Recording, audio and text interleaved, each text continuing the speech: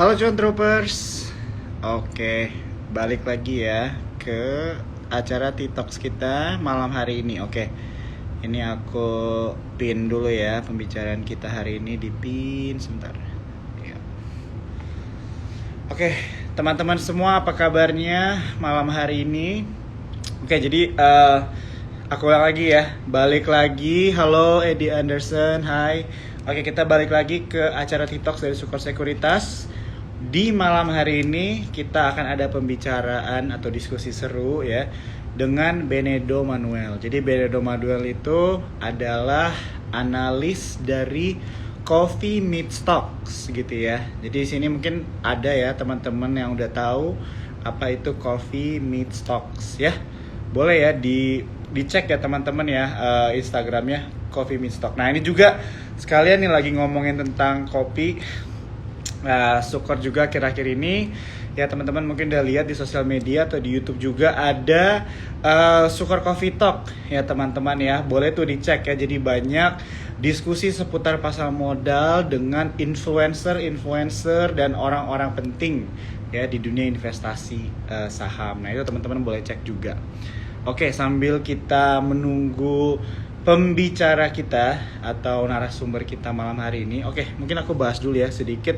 Jadi untuk judul TikToks kita pada malam hari ini itu adalah Habits and Trading Psychology of Winning Traders, begitu ya. Di sini pasti banyak banget nih teman-teman trader gitu ya. Mungkin yang trader boleh wave nih. Mana nih yang trader? Aku pengen coba bagi dulu nih. Mana yang lebih suka trading, mana yang lebih suka investing gitu. Mungkin ada yang swing trade juga, atau mungkin ada yang day trader. Mungkin boleh absen dulu kali ya teman-teman ya. Oke, sambil kita nunggu Benedo Manuel, coba kita lihat dulu ya. Oke, udah ada Coffee Meet Stock ya, langsung kita accept aja dulu nih.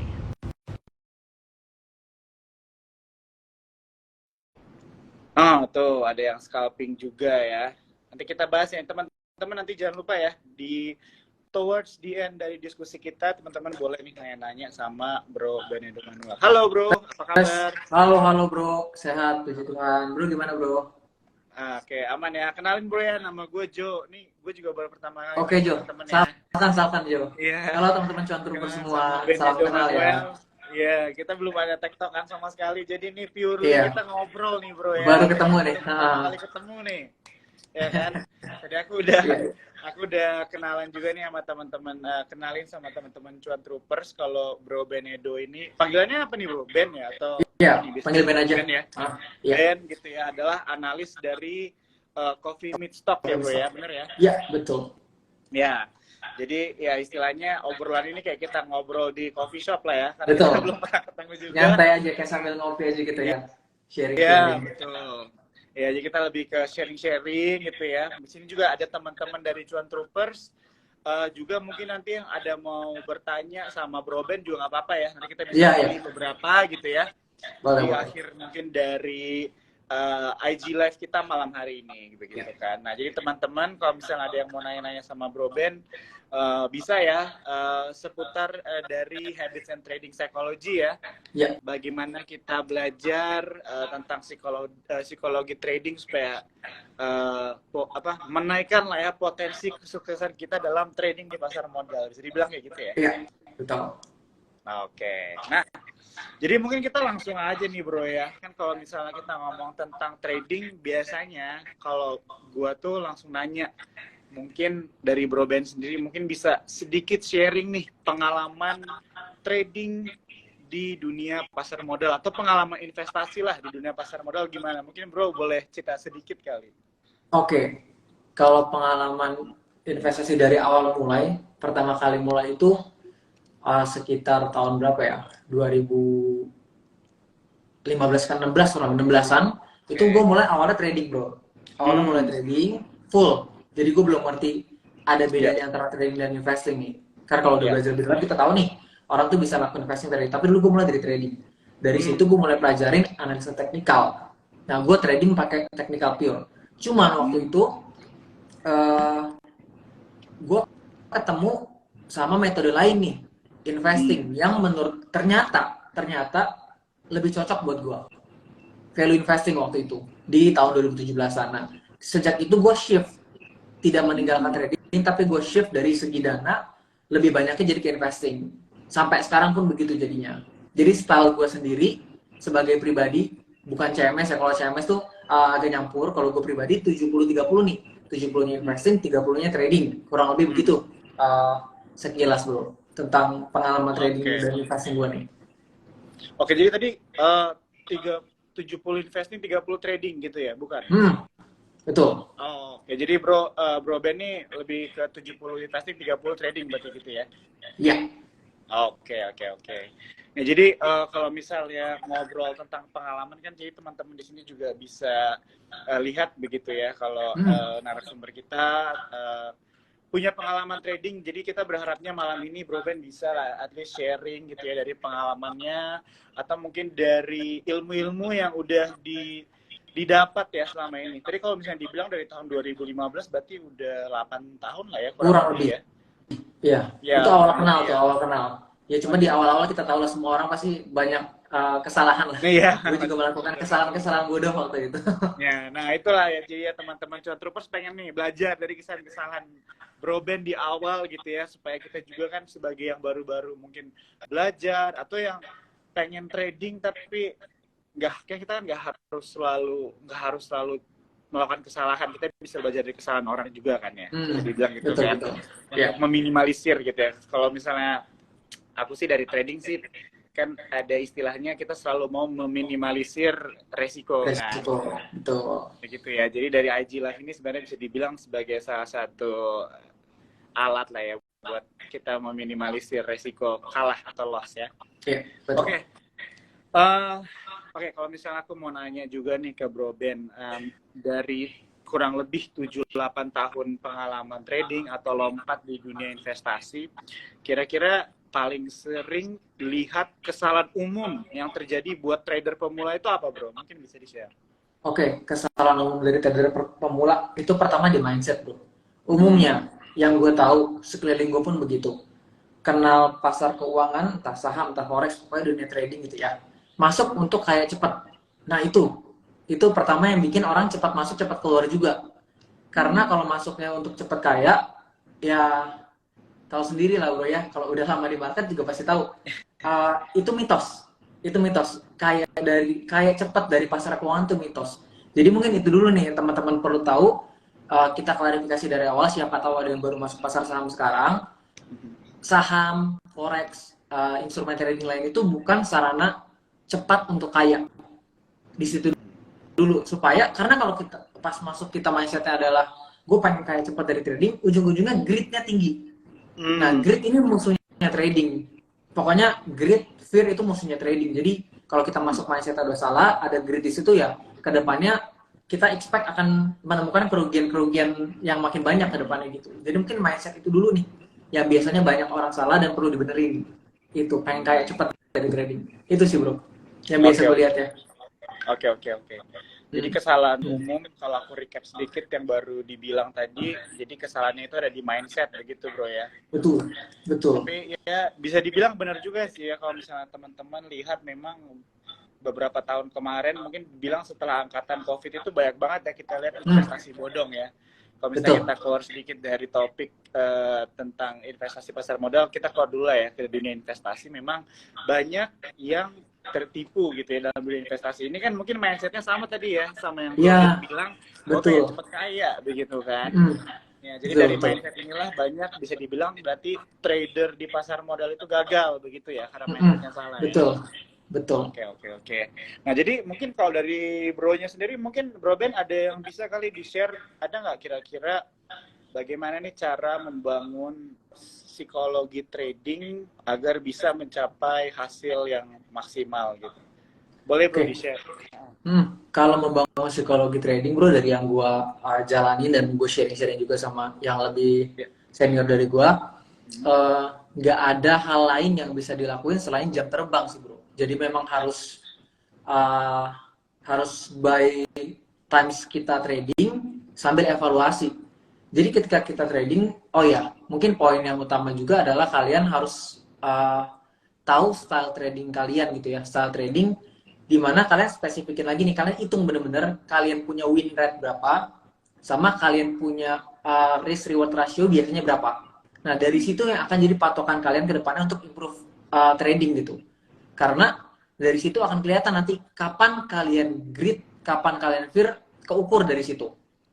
Ya, contohnya, misalnya kalau kalian lagi, misalnya biasanya kalian pakai risk and reward 1:3 gitu ya. Tapi ada di satu thread ketika kalian recap, kalian evaluasi, ada satu thread, ini kok kayaknya risk and rewardnya nggak masuk di trading system gue yang biasa ya. Nah, di situ berarti ada tanda, oh kalian lagi grit nih waktu itu. Lagi mungkin ada input dari teman, katanya dengar-dengar bakal naik, kalian akhirnya maksain untuk trading di situ dan akhirnya rugi. Dari situ bisa belajar. Jadi mungkin di awal kalian bisa lakuin yang namanya pertama, ini gue coba urutin ya, bikin trading journal. Bikin trading journal, jadi kalian recap setiap trading kalian. Waktu itu pasang di posisi berapa, stop loss TP di mana. Setelah itu, by the time nanti kalian evaluasi. Trading journal dibikin, evaluasi. Nah, dari situ baru deh kalian bisa improve tuh. Bisa kelihatan lah, biasanya kalian salah di mana, di kondisi apa kalian biasanya emosinya ikut main gitu. Mungkin itu dulu sih bro, yang pertama harus dibangun. Karena itu akan jadi patokan buat evaluasi dan improve trading system ke depannya. Gitu, menurut gue itu penting banget.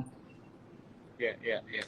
Jadi penting ya, yang namanya punya trading journal begitu ya. Betul. Tadi yang aku dapetin ya salah satunya ya. Jadi supaya menjadi sarana buat kita juga untuk mengevaluasi lah ya perjalanan trading kita gitu ya. Betul. Ya jadi benar juga sih yang Bro Ben baru bilang tadi mention tentang kalau misalnya kita dengar saham dari orang.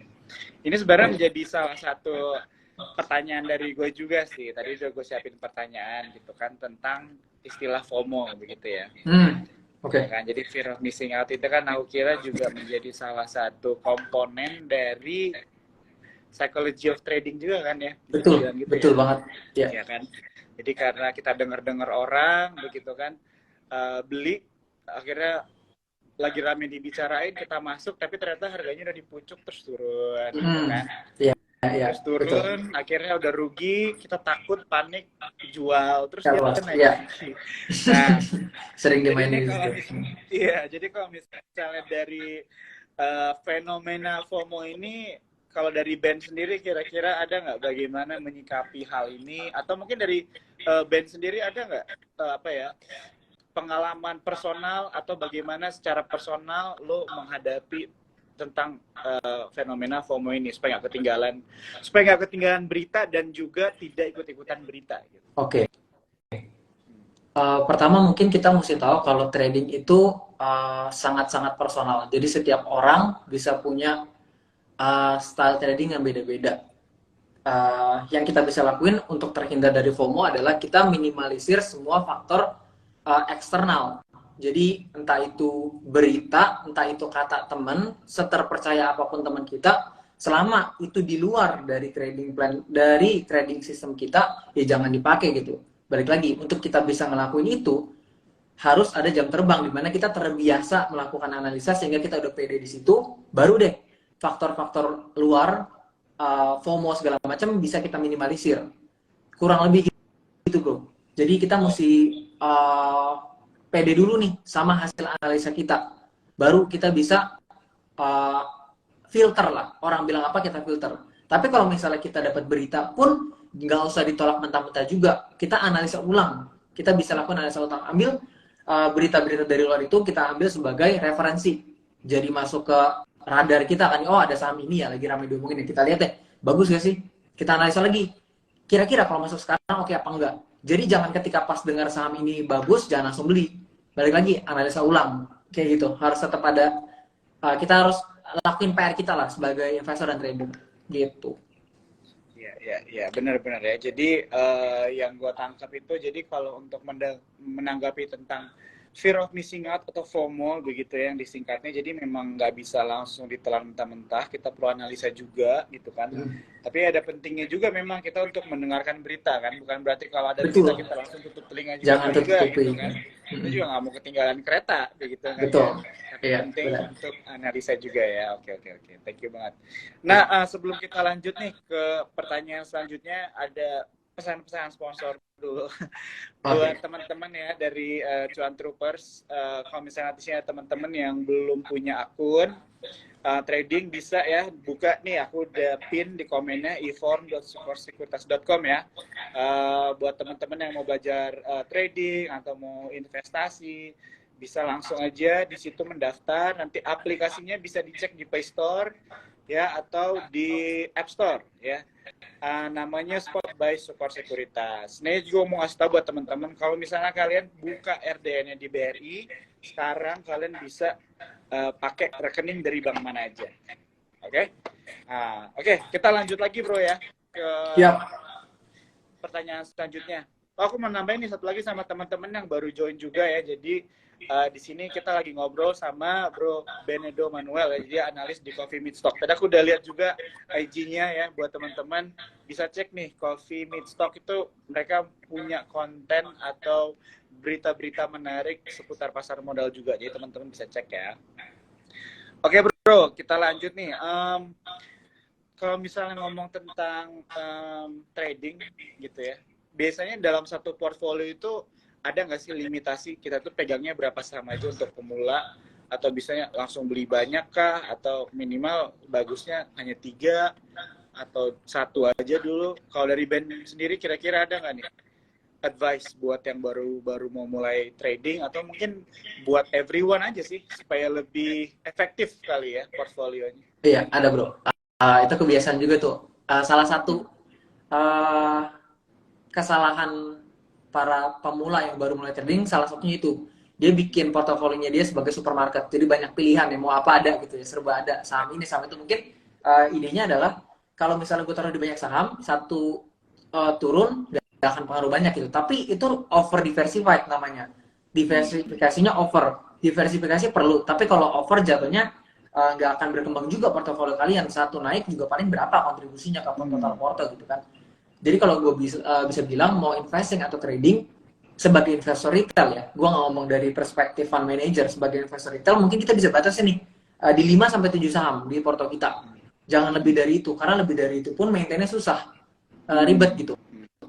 Jadi 5 sampai 7 menurut gue angka yang ideal sih. Baik pemula maupun udah agak lama di pasar juga, 5 sampai 7 itu isi saham atau isi porto yang cukup efektif gitu. I see, ya, oke. Jadi jadi dari Ben 5 sampai 7 saham itu ideal lah ya untuk Ben ya, begitu. Karena lebih gampang di maintain juga dan gampang juga ya untuk dianalisa lah ya, untuk dicek, dipantau. Memang kalau kebanyakan juga sulit gitu ya. Sayang kan kalau misalnya kita ada saham yang tiba-tiba arah gitu, tapi yang sisa sahamnya turun semua, gitu, turun kecil. Akhirnya overall portfolionya kan nggak cuan juga. Nggak kemana-mana juga. Iya betul. Oke.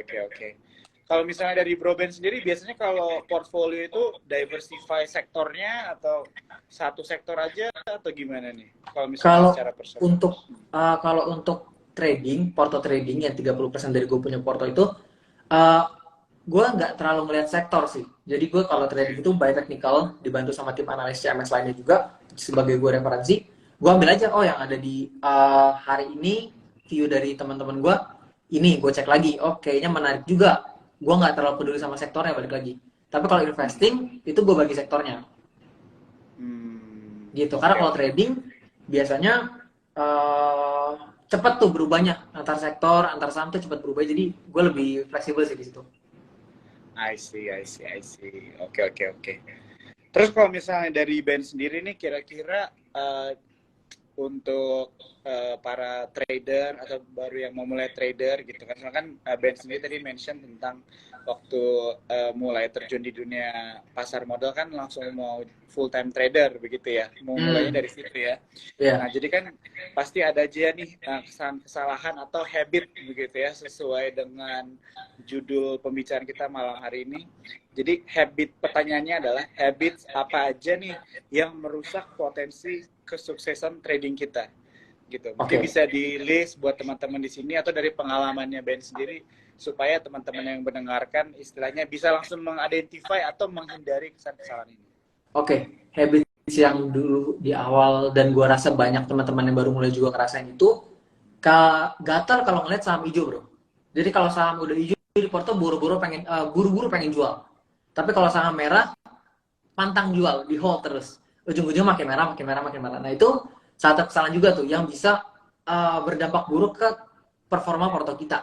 Karena kalau untung baru 3%, 5% gatel daripada takutnya turun lagi buru-buru jual. Tapi ketika misalnya turun 3%, nggak mau dijual nih, siapa tahu bisa naik lagi, akhirnya turun ke 5%, 10% seterusnya. Nah di situ aku menemukan pentingnya peran trading plan, bro. Jadi ketika setiap trade yang kita mau lakuin harus udah ada plannya, udah ada exit plan, baik exit untuk loss atau exit untuk profit.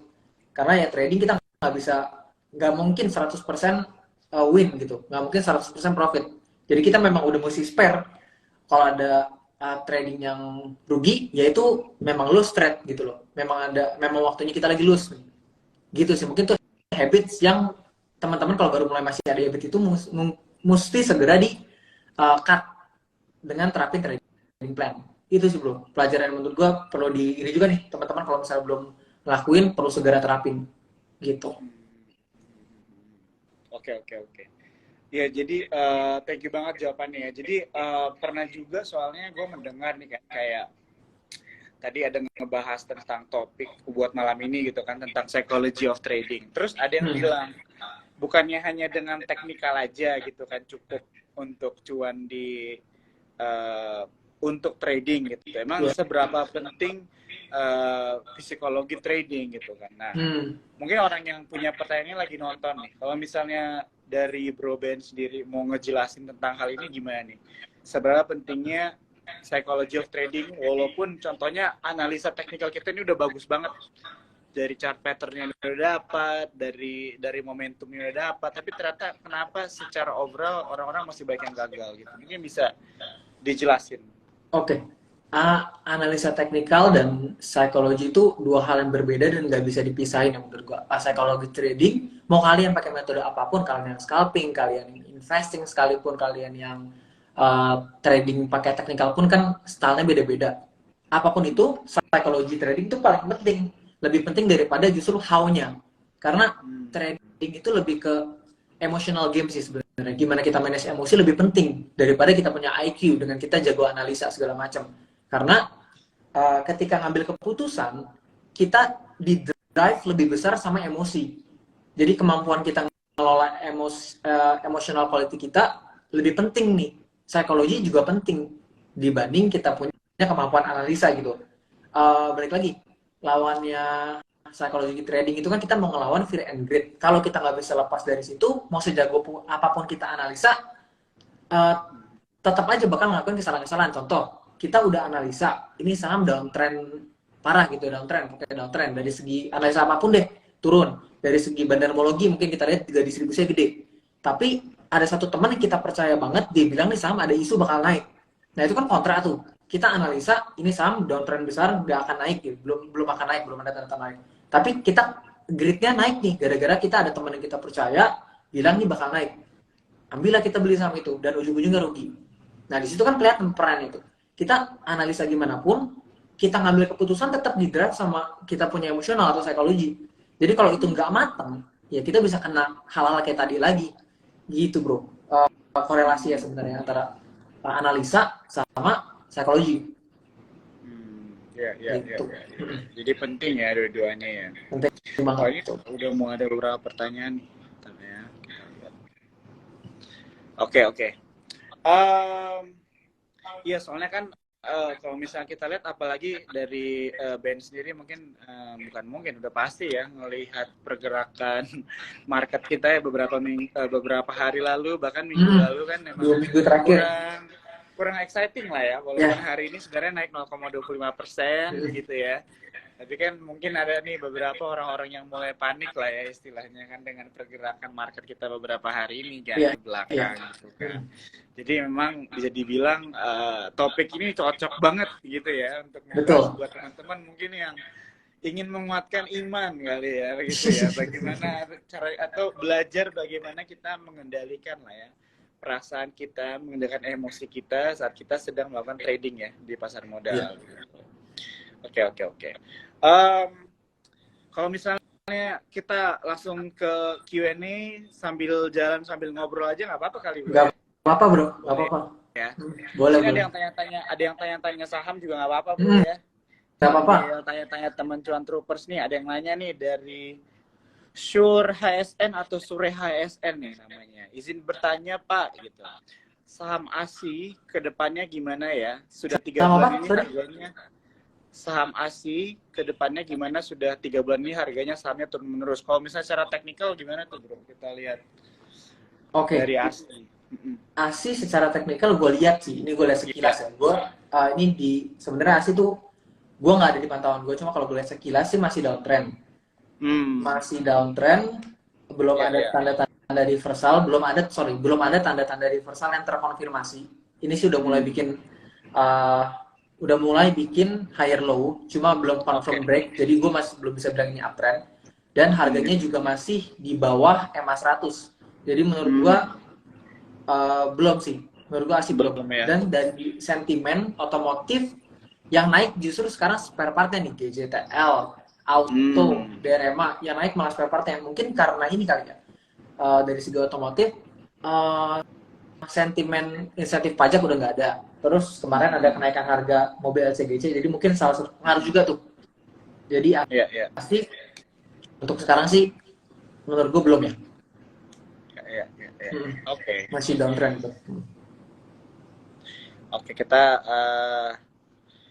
sudah dijawab ya untuk yang nanya dari tadi Sure HSN. Terus ada pertanyaan lagi nih dari Muhammad. Hari ini saya baru aja beli saham PGEO. Oh, baru IPO ya? Jadi kan menabung saham. Komentarnya gimana? Oh, oke. Dari Bro Ben mungkin kalau mau dari sisi teknikal aja atau mau dari sisi yang lain melihatnya nggak apa-apa buat kasih. Oke. PGEO. Sebenarnya bro, kalau untuk nabung saham lebih baik pilih saham-saham memang udah lama listing di bursa yang fundamentalnya udah terbukti bagus. Kalau PGEO kan ini baru IPO banget nih. Jadi untuk nabung sebenarnya sangat-sangat tidak disarankan. Bukannya nggak boleh beli saham IPO ya. Cuma kalau gue pribadi memang bukan tipe yang beli saham IPO karena terlalu volatile. Gue jadi gak beli. Tapi kalau untuk nabung, menurut gue keputusan bro-nya salah. Bukan yang ngejas ya, cuma kalau untuk nabung di bayangan gue kan mau nabung untuk invest jangka panjang gitu ya.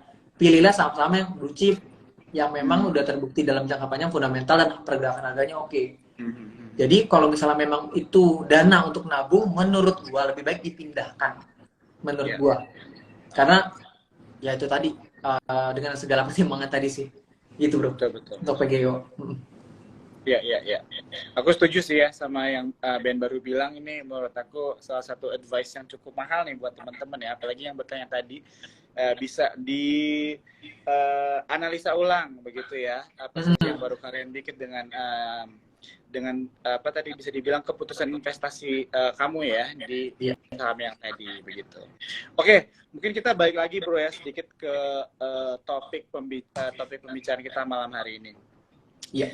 Jadi gue mau nanya nih. Jadi kalau misalnya di dalam trading begitu bro ya, biasanya waktu di awal itu kan bro Ben sendiri bilang full time trading gitu ya. Itu biasanya dalam satu hari itu trading mantengin market itu berarti dari awal sampai akhir atau cuma beberapa jam aja atau gimana tuh bro habitnya biasanya? Oke. Kalau gue pribadi jujur nggak full time trading. Jadi style gue tuh lebih ke swing. Swingnya pun agak panjang, mingguan. Jadi kalau orang beda-beda ya. Kalau memang scalping, contohnya kayak Om Ben gitu. Nah kalau kayak Om Ben gitu, memang tiap hari tuh jam buka market dia nggak kemana-mana gitu. Pernah cerita sama ngobrol-ngobrol sama Theo segala. Itu tipe yang kalau lagi jam market buka harus depan laptop. Nah tapi kalau gue nggak. Gue lebih ke mungkin kalau lagi ada aja gue udah beli ya udah gue tinggal gitu. Gue pasang stop loss dan TP. Jadi nggak tiap hari banget harus mantengin gitu. Oke, jadi nggak mantengin terus begitu ya? Enggak. Kalau mantengin paling gue cuma lihat grup untuk lihat update berita aja sih. Atau ada saham baru apa yang kira-kira lagi rame gitu. Untuk menarik untuk dilihat. Gitu. I see. Oke. Terus kalau misalnya dari Ben sendiri, pasti ya, gue yakin banget lo pasti pernah cut loss begitu ya dan sebagainya. Nah itu untuk sering kalau misalnya untuk menyikapi, contohnya kan nggak semua trading plan itu pasti 100% kita menang gitu ya. Jadi Iya. mungkin ada beberapa case kita tuh harus mitigasi resiko gitu ya, cut loss dan sebagainya. Nah, kalau misalnya dari Ben sendiri itu biasanya perhitungan persenannya gimana sih dari take profit sama cut loss-nya? Oh, oke. Kalau profit sama cut loss itu pas bikin trading plan, kalau gue sendiri minimal banget risk dan rewardnya itu 1:1,5 minimal. Kalau bisa 1:2 atau lebih gitu ya. Tapi biasanya 1,5 sampai 1:2 sih. Jadi perbandingan antara potensi cut loss sama potensi profitnya itu tadi 1:2 gitu misalnya. Kalau di trading plan itu potensi loss kita 5%, berarti harus ada potensi untung 10%, 2 kalinya. Itu sih, itu minimal sih. Kalau gue sendiri nerapin itu. Tapi setiap orang bisa beda-beda, balik lagi sama trading sistemnya. Mungkin ada yang 1:1 bisa cuan, karena win rate-nya tinggi, bisa jadi. Gitu. Tapi yang gue pakai adalah 1:1,5 sampai 1:2. Jadi nggak terlalu panjang juga time frame gue trading gitu sebenarnya. I see. Oke. Iya. Menarik banget ya nih ya teman-teman Cuan Troopers ya, kita bisa belajar bareng nih sama Ben ya, Ben Edo Manuel. Oke, kalau misalnya pertanyaan selanjutnya mengenai kalau misalnya sebentar, ini kita lihat dulu nih. Oh, kita ada dari Michael Infinity dulu nih bro, katanya kalau nunggu analisa dulu kadang sahamnya keburu terbang dulu, gimana nih? Kalau nunggu analisa sahamnya keburu terbang, berarti itu bukan rezeki lu bro. Berarti bukan rezeki, jadi nggak usah analisa tuh nggak bisa, tidak analisa nggak bisa dijadiin alasan untuk ketinggalan ya. Jadi mending lu ketinggalan daripada lu beli buta gitu. Beli kucing dalam karung. Iya. Mending ketinggalan daripada beli kucing dalam karung ya, kayak gitu. Iya. Nah, karena resikonya besar. Iya. Ini sebenarnya sama apa yang tadi gue pengen tanyain juga. Soalnya di dalam realitanya bro, pasti Ben sendiri juga udah ngalamin. Kita ada momen dimana kita cut loss gitu ya, terus harganya turun terus. Terus kita ngerasa, oh I did the right thing, betul ya. Betul, terus ada juga kita udah kayak take profit nih, terus harganya naik terus kan. Yeah. Ada juga kita take profit naik terus gimana gitu kan. Di situ kan kayak, aduh apa gue beli lagi gitu kan. Iya. Terus harusnya ntar aja jual lagi gitu kan. Iya. Pas kita beli dia turun, ada juga kan kayak gitu kan. Iya, betul. Gitu kan. Nah, kalau dari Ben sendiri gimana tuh menyikapi hal-hal seperti itu? Oke. Untuk hal seperti itu mesti belajar bodoh amat sih. Jadi terima rezeki yang udah dikasih, jangan berharap apa yang udah nggak jadi milik lo gitu loh. Jadi kalau lu punya trading plan, TP di 10%, udah kena 10%, udah TP ya udah. Lupain aja gitu, lu pernah beli saham itu, udah nggak usah lihat lagi, cari yang lain gitu. Jadi itu nggak bisa diajarin sih bro, itu nggak ada ininya. Soalnya kita ngelihat fenomena begitu ya udah pasti sering lah. Jadi gimana kita makin mati rasa aja ketika trading sih. Jadi itu bakal lebih membantu sih kalau kita bisa sampai di titik mati rasa. Ketika kita ke atas TP bisa mati rasa itu berarti udah hebat loh. Di trading kalau bisa mati rasa. Kesannya sedih banget ya, kayak trader ini diajarin harus mati rasa bro ya. Tapi itu penting bro. Tapi benar, gue setuju banget. Soalnya nih kejadiannya sering banget kalau misalnya gue ada contohnya rekomendasi siapa teman gue gitu kan, gue udah bilang dari kapan nih gitu kan masuk, pokoknya tiba-tiba naik, terus kayak udah naik nih kan baru masuk, atau misalnya udah take profit jual aja kali, udah dapet gitu kan sesuai trading plan-nya gitu ya. Biasanya kalau gue sih 7% gitu kan, 7-8% gue udah bisa gitu ya, sesuai proyeksi juga sih begitu ya. Terus tiba-tiba masih naik terus gitu kan. Nah, kadang-kadang ada tuh orang masih naik lagi, masuk lagi gitu kan, taunya harganya turun kan, turun, akhirnya cuan yang didapat di trading yang pertamanya akhirnya hilang. Habis juga. Jadi emang bener banget nih yang Ben bilang tadi tuh, emang harus mulai belajar bodo amat gitu sih ya bahasanya. Betul. Gitu harus bodo amat sih. Iya, sesuai dengan porsi yang sudah diberikan ya, sesuai dengan berkat yang sudah didapat lah ya. Iya, betul, sesuai dengan berkat yang diberikan. Oke.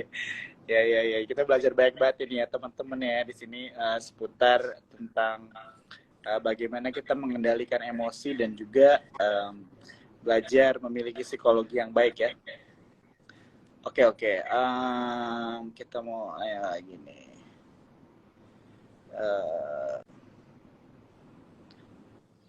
Ya, kita lihat tadi. Oh, ada yang nanya nih, sebentar ya. Kita scroll dulu nih, chatnya baik banget nih yang mulai join dari awal sampai akhir.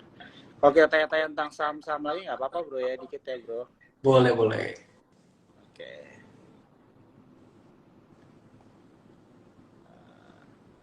Aduh, udah di atas nanti lah ya. Ini gimana? Oke, kita lanjut aja lagi. Ya. Kalau misalnya dari Bro Ben sendiri, berarti kalau misalnya aku tanya nih, 3 faktor lah ya, 3 aja deh. 3 faktor penting buat para cuan troopers dan semua teman-teman kita nih yang lagi nonton IG Live malam hari ini. 3 faktor penting yang diperlukan atau yang perlu diingat oleh mereka untuk trading yang sukses itu apa? Oke. 3 faktor, mungkin lebih ke pertama harus disiplin. Sama trading plan yang udah dibuat, disiplin. Kemudian sabar dalam arti ketika kita dalam perjalanan trading ada stop, ada cut loss, ada take profit, jangan terlalu overreact. Ketika untung jangan terlalu euforia, ketika loss jangan, ya nggak usah lebay gitu lah ya istilahnya. Harus sabar juga, evaluasi kita punya trading system. Mungkin ketiga, risk management, jangan lupa tuh. Jadi risk management termasuk di kalian punya risk and reward ratio sama kalian punya position sizing, supaya porto kalian berkembangnya bisa lebih optimal gitu dengan meminimalisir resiko atau memanage resiko. Mungkin 3 itu, disiplin, sabar, sama risk management. Itu perlu yang kalian perlu pegang dan dalemin lagi tuh. Itu bro. Oke. Ya, jadi untuk recap sedikit lagi ya, jadi teman-teman di sini kalau misalnya dibilang dari 3 faktor ini sebenarnya kalau kita membahas tentang psychology of trading itu sebenarnya banyak kata-kata yang simple, tapi sebenarnya itu adalah very important ya buat teman-teman untuk actually master tentang trading. Banyak orang nih ya kan pinter trading, maksudnya bangga lah ya dengan mempelajari semua chart pattern dan sebagainya, tapi kalau misalnya dari 3 hal simple tadi yang dari Bro Ben bilang gitu ya, tentang disiplin, sabar, dan memiliki risk management yang bagus, dan mereka nggak punya ini, semuanya go to waste, bisa dibilang kayak gitu ya. Walaupun kita istilahnya udah cukup mahir lah ya dalam mengerti analisa teknikal begitu ya. I see. Oke. Di sini aku mau ingetin lagi ya sekali lagi buat teman-teman, kalau misalnya ada yang mau nanya-nanya boleh aja langsung di Q&A, section Q&A, teman-teman bisa langsung tanya aja atau mungkin dari komennya juga. Also aku mau remind teman-teman sekali lagi ya, kalau misalnya ada yang belum punya akun Sukor Sekuritas, bisa dibuka di eform.sukorsekuritas.com. Oke? Ya, jadi buat teman-teman nih, aku ingetin sekali lagi, yang RDN-nya BRI sekarang udah bisa buka rekening bank di mana aja. Oke? Oke. Kalau misalnya tadi kita udah ngebahas tentang kesalahan umum lah yang sering terjadi bagi trader pemula, bro, begitu ya. Nah, kalau misalnya pertanyaannya mungkin sedikit gue balik, kira-kira untuk trader yang kalau misalkan bro udah 7-8 tahun lah ya bisa dibilang kayak gitu, ada nggak kira-kira mungkin kesalahan atau misalnya dibilang mungkin gara-gara emotional or something yang tetap terjadi gitu di dalam trading itu, kira-kira di area mana ya bro? Oke. Mungkin sebenarnya bukan kesalahan juga sih, sebenarnya kayak yang bukan rezekinya gitu. Jadi pernah ini lebih waktu itu ke investing sih. Pas investing itu gue sama teman-teman analisa beberapa saham dan ada satu saham yang kita lihat bagus, cuma akhirnya kita nggak beli karena satu dan lain hal waktu itu. Tapi akhirnya setahun 2 tahun kemudian tuh saham naik lebih dari 100%, dan itu kayak kenapa kita nggak beli dulu ya. Jadi mungkin lebih ke karena mungkin banyak pilihan, jadi tantangannya adalah pilih yang mana nih, karena kita harus disiplin juga, nggak boleh pegang banyak-banyak, kita harus pilih gimana kita manage kita punya emosi dan apa ya, sanity lah ya untuk ngelihat saham-saham kayak gitu tuh. Jadi kita ngelihat saham yang kita nggak beli naik, itu kadang ini juga sih, kayak ada penyesalan juga gitu, kenapa waktu itu nggak beli. Balik lagi soal psikologi lagi sih sebenarnya, tapi kalau analisa sih nggak ada yang gimana banget sih ya bro ya, soalnya balik lagi analisa gitu-gitu aja lah. Kalau kita ngomongin soal analisa yang seputar itu aja, gue rasa sih nggak banyak yang ini. Oke. Kalau misalnya kalau misalnya kita ngomong langsung lompat ke trading gitu ya bro ya, kira-kira kalau dari Ben sendiri cara analisa saham secara teknikal itu ngelihatnya dari sisi mana ya bro? Soalnya kan kalau misalnya kita lihat kan banyak nih orang yang menggunakan banyak pattern, menggunakan banyak istilahnya fitur-fitur ya untuk fitur-fitur tanda kutip untuk menganalisa satu saham secara teknikal, dan itu kan bisa membuat banyak punya banyak trader pemula itu bingung begitu ya kan, atau takut. Nah ini kan juga bisa mengganggu psikologi mereka begitu kan. Soalnya kadang-kadang kalau misalnya kita tarik garis support sama garis resistance, kalau orangnya yang ngelihatnya sometimes interpretasinya bisa berbeda kan. Apalagi kalau misalnya dimasukin pattern-pattern yang lain kan kayaknya jadi bingung nih, ini buy atau sell atau gimana. Nah, kalau dari Bro Ben sendiri mungkin ada nggak kira-kira trading strategi yang simple gitu, yang disimplify mungkin, yang bisa di-share buat teman-teman kita yang lagi nonton Aji Live malam hari ini? Oke, mungkin seiring gue belajar ada satu sih yang menurut gue makin gue sadari ternyata penting banget gitu ya. Ada satu yang penting banget. Yaitu adalah konfirmasi. Jadi gue berusaha untuk menghindari segala bentuk, ya walaupun sisi spekulasi kita nggak bisa hindarin dari yang namanya trading, udah pasti ada spekulasi di situ kan, ada kita memperkirakan mungkin naik mungkin turun, spekulasi tetap ada, cuma gimana kita meminimalisir. Jadi biasanya gue trade off potensi kenaikan, jadi enaknya bahasanya gimana ya, jadi gue nggak apa-apa cuannya nggak terlalu besar, tapi potensi untuk dia jadi cuan tuh lebih gede. Itu yang gue maksud dengan nunggu konfirmasi. Jadi baik itu kita strategi buy-nya mau buy on weakness atau buy on breakout, gue cari konfirmasi kita bisa dapat dari mana sih? Kita bisa dapat dari candle dan volume. Jadi buat teman-teman juga.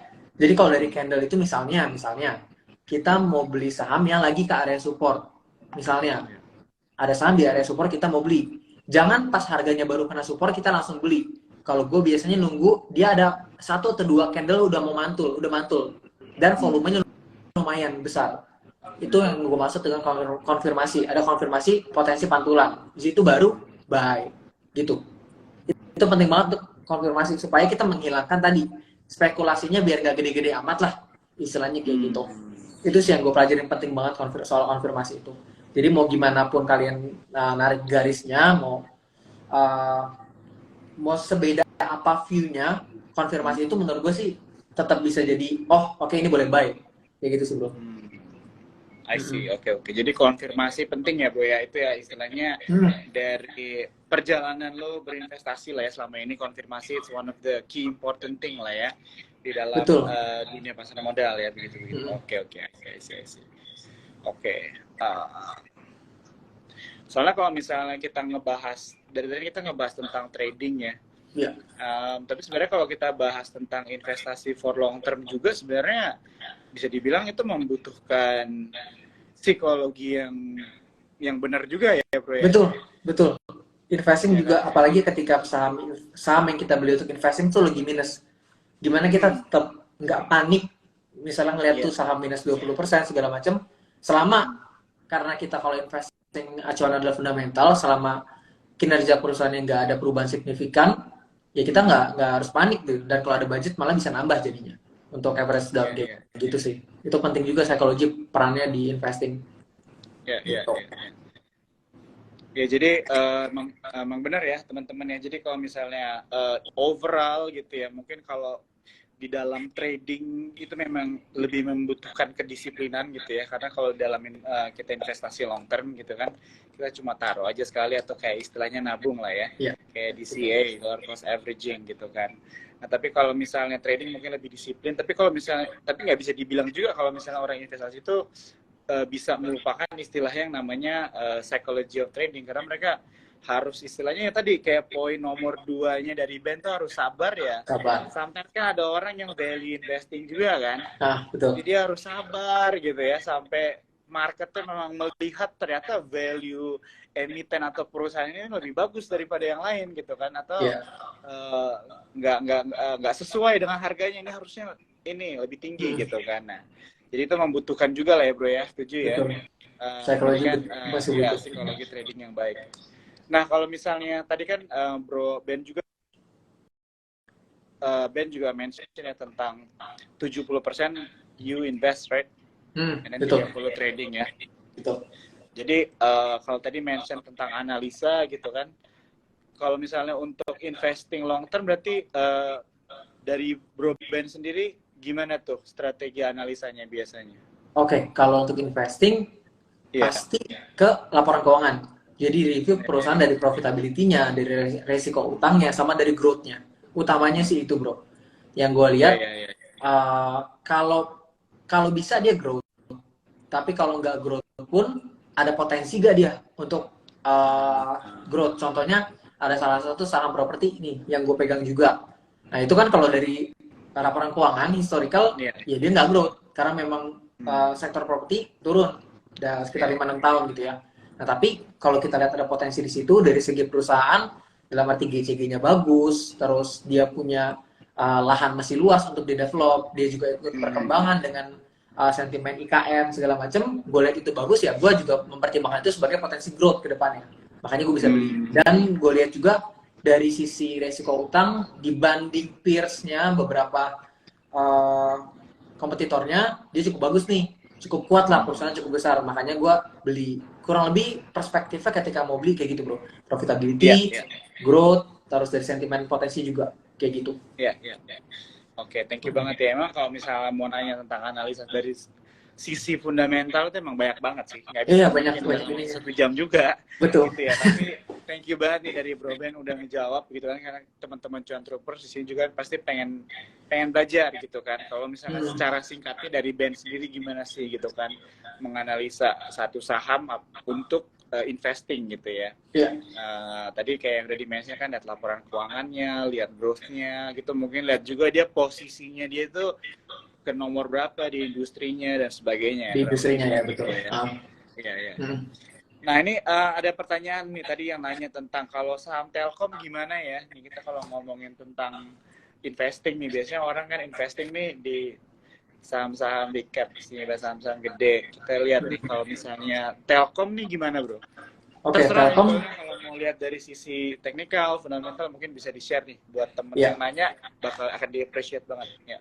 Ya, kalau Telkom, jujur gue sih Telkom nggak ada di universe gue. Jadi gue Mhm. tidak melihat Telkom baik untuk investing maupun trading. Jadi gue sebenarnya Hmm. nggak pernah lihat dia punya fundamental sih. Cuma yang gue tahu terakhir dia agak tertekan aja karena Goto ya. Karena kan Telkom ada Nah, Goto di portonya, jadi lumayan tertekan tuh iya, dari iya, iya. segi aset perusahaannya. Cuma kalau Mhm. sekilas gue lihat dari teknikal, ya teknikal Iya, iya. sekilas dia baru break MA100. Jadi mungkin kalau misalnya dia ada retrace dan ada konfirmasi mantul lagi ke atas, boleh dipertimbangin juga gitu ya. Jadi ini Hmm. udah boleh mulai dilirik kalau Telkom Iya, secara teknikal, tapi fundamental gue jujur nggak pernah lihat sih Telkom. I see. Hmm, Oke, oke, oke. gitu.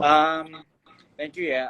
Buat teman tadi yang udah nanya, semoga ya udah menjawab pertanyaannya. Iya semoga Nah, sekarang kita menjawab. masuk nih kan, tadi kan kita ngebahas kayak awal kan, ini kan sebenarnya lebih ke arah kayak coffee talk gitu lah bro ya. Iya. Kayak kita diskusi santai aja, sharing.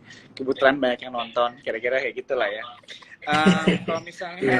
kalau misalnya kita ngobrolin tadi kan tentang psychology of winning traders gitu ya.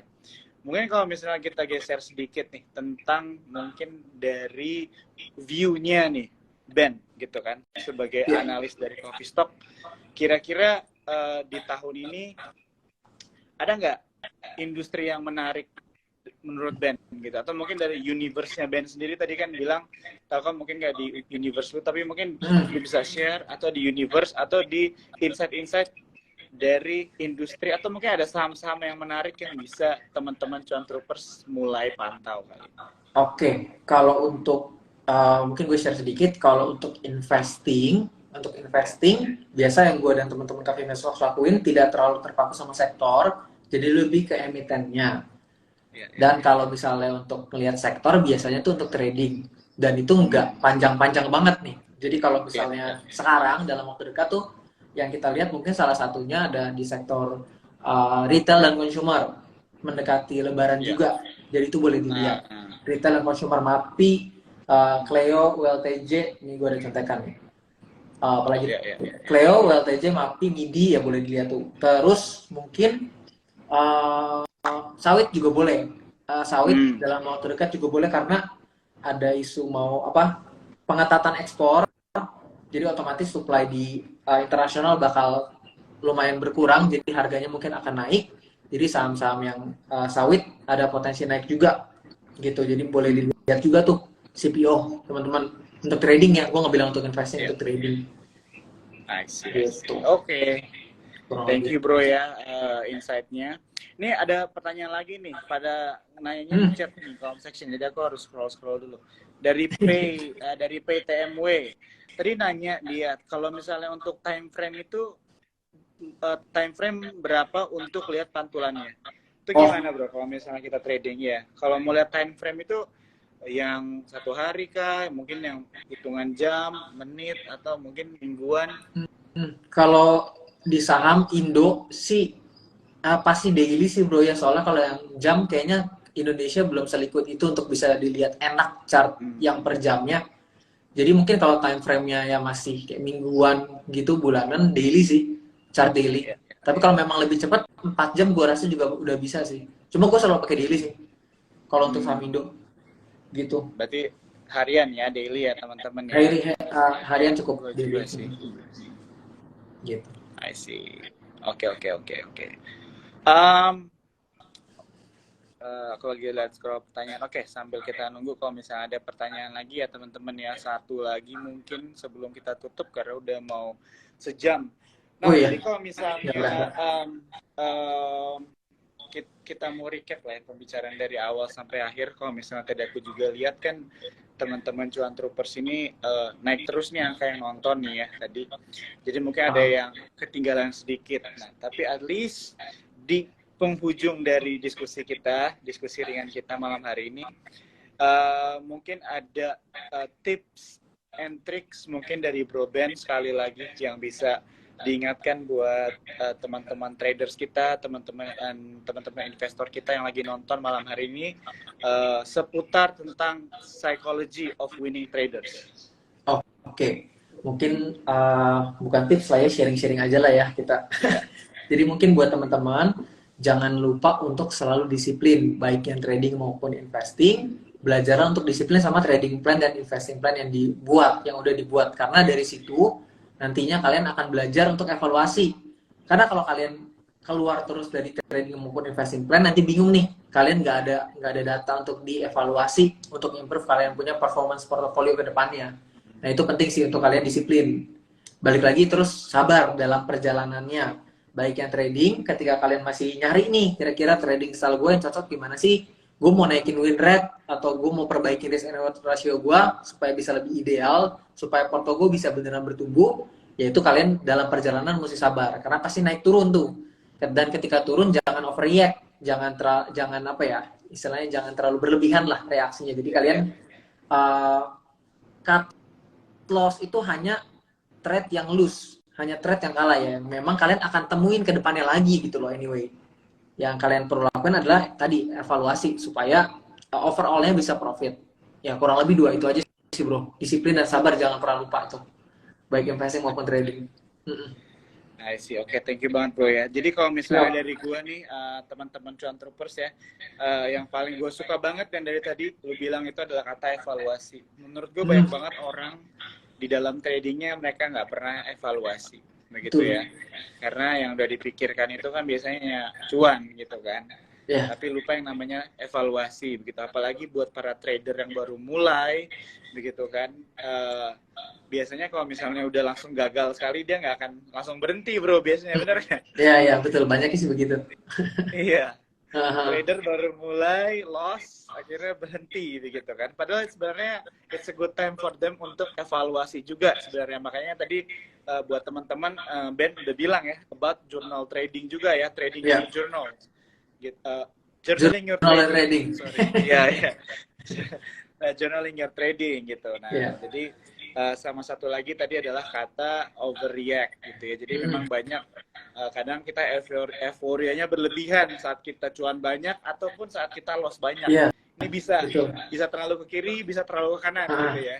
Jadi memang bagusnya di tengah. Jadi kalau dari gue sih itu aja sih bro ya yang buat pembicaraan kita malam ini bener-bener insightful banget, atau bisa dibilang lebih ke arah mengingatkan kita untuk remember the simple things yang actually very important ya di dalam kesuksesan trading kita. Oke, waktunya sih udah sejam.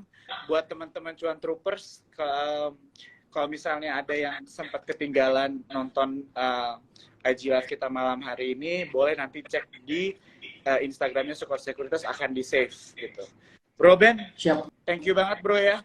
Thank you juga Bro Jo buat support. Sharingnya bro ya. Ya, thanks for having me ya.